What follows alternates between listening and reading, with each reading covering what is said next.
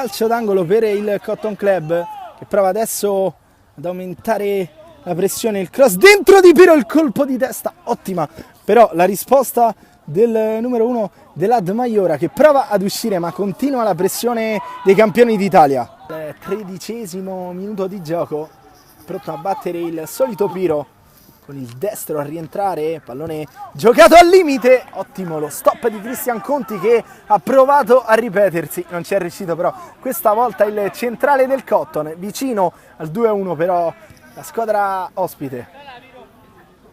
Veramente una bacheca molto rifornita, quella di Giuseppucci e compagni, qui il tiro dalla distanza del Cotton Club con il suo numero 7 Piro. Si porta in avanti il Cotton Club che vuole sfatare il tabù della prima giornata.